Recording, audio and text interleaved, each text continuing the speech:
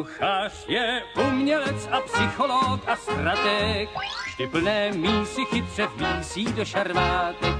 Má v rukou argumenty, které přesvědčí, tedy hned a bez řečí. Kuchař je umělec a psycholog a koumes, u stolu každá naše trampota má svou mes. Kdo zhojí naše duše hladovějící, kuchař s bílou čepicí.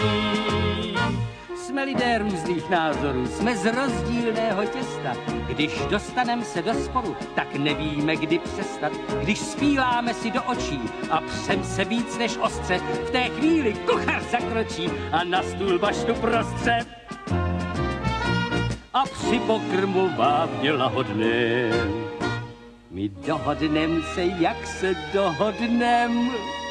Kuchař je umělec a psycholog a strateg, vždy plné mísy chytře vmísí do šarvátek.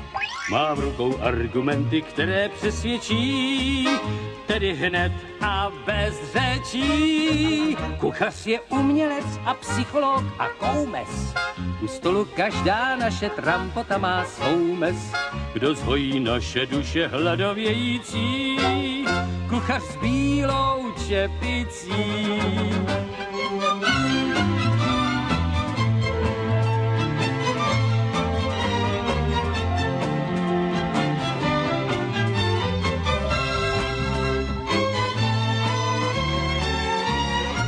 Kuchař je umělec a psycholog a koumes, u stolu každá naše trampota má svou mes.